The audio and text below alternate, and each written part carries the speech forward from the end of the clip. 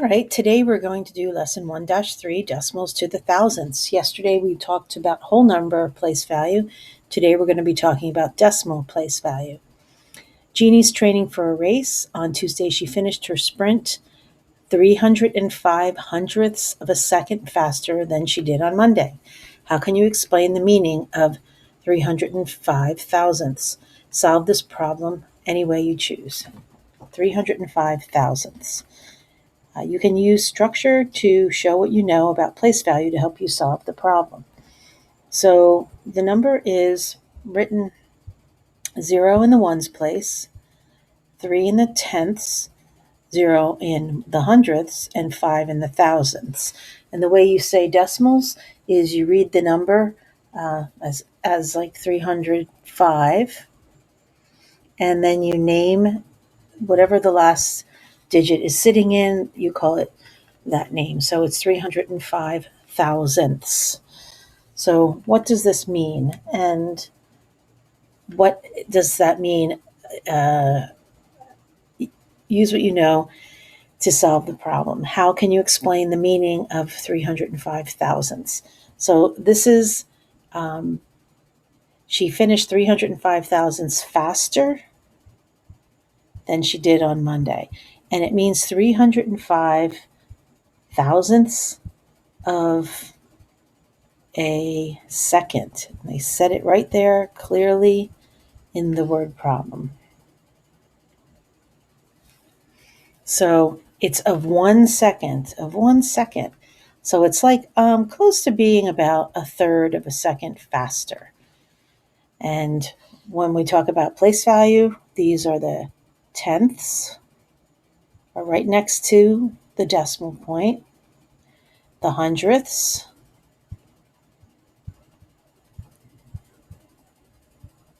and then the thousandths.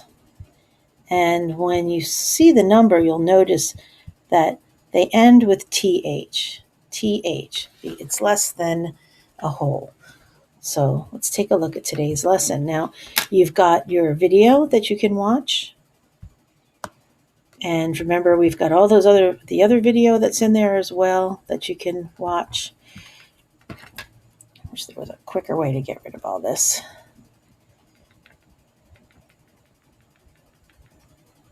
So we're talking about decimal place value to the thousandths.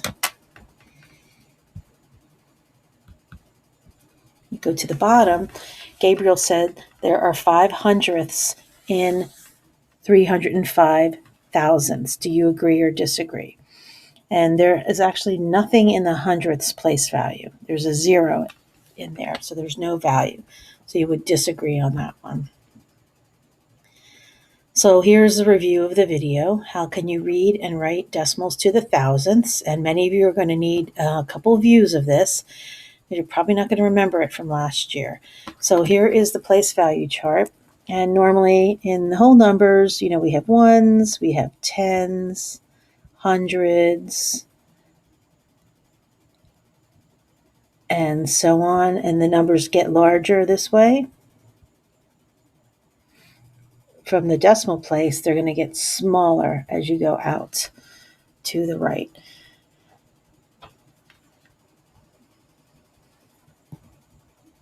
So the number name for 4 over 1,000 is 4 thousandths. So this fraction, 4 thousandths, is the same as this decimal. It's the same value. It's written in a fraction form or a decimal form. So if I were to write 0.3 as a decimal, as a fraction, it would be 3, and we just say, what is the place value? Tenths. If I put 0.32, it would be 32, and we name whatever the last digit is, so that would be hundredths. And for this guy over here, 444 is 444, and then you say thousandths. To write it as a decimal, it would be 444. You have to have the decimal point and you annex a 0 in front of the decimal just to make the reader understand. Sometimes if kids write numbers like this, the reader's not always sure it's a decimal and it's not just a stray mark. So if you put the 0 in front of it, it makes the reader understand you're showing a decimal. And this is very important down here too. So remember when we were going this way in whole numbers, we said it was times 10. It's the same in decimals. When you're going to the left, it's times 10, times 10, times 10, place value. When you're going to the right, it's times 1/10, times 1/10, times 1/10. So this is 1/10 of this. Hundredths are a tenth of a thousandth. Thousandths are, or tenths are a tenth of a whole, and so on.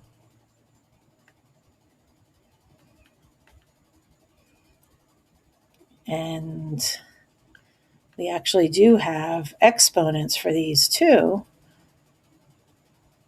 For those of you that watched the video I put up about the powers of 10, you're going to remember that you could have 10 to the negative 2.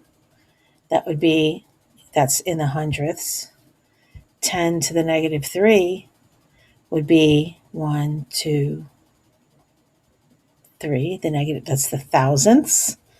So if you see a negative by an exponent, you know you're talking about decimals, decimal values. You will not see that in 5th grade math. You'll see that up in 6th grade math. You might see it in first in math if you get really far. How is 4? And the way we say this value is we say it as a number, 4, and we name its place value thousandths. So we say 4 thousandths with the th at the end. How is 4 thousandths the same as and different from 444 thousandths? So how are they the same and how are they different? Both have 4 in the thousandths place value, but in 444 thousandths, there's 4 tenths and 4 hundredths. So this value is larger than this value, but they do have the same value in the thousandths. Okay. And moving on to the guided practice.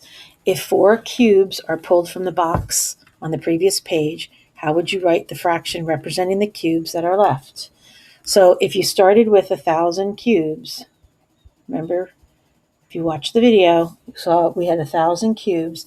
If we're going to take 4 out, we'll have 996, and we can show that as a fraction by writing 996 out of the original total, which was 1,000. And to write it as a decimal, it's 996 thousandths. So these would be your 2 answers for that one. 3/10 is 10 times as great as which decimal? And just like before, you're looking at the neighbor next door. So 3/10 is bigger than, is it bigger than 1, than 3 thousandths? Or, well, wait a second, oops.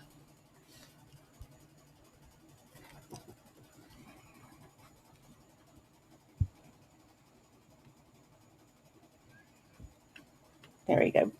3/10 is 10 times as great as which decimal? So let me just write my 3/10. And it's 3 times bigger. It's greater than 3 hundredths. Let's see, write each decimal as a fraction. So we take the digit and put it in the numerator, and the denominator is the place value. So that's 1 out of 1,000. This is 5 out of, this is the place value of the hundredths. 512 out of 1,000. 309 thousandths. And then we're going to go in the other direction here. So this is 2, but we need that in the thousandths place. So the way we show that is we're going to annex a 0 to the 100th, annex a 0 to the 10th, put a decimal, and put a 0 in front of it. This is 500, over here, 34 hundredths, 34, with a decimal and a 0. 508 thousandths, 508, decimal and a 0, and 99 thousandths. Be careful on this one. We need to annex a 0 because we need the last digit to be in the thousandths place. So now you've got this under your belt. You can go into the buddy work and see what you can do in the buddy practice.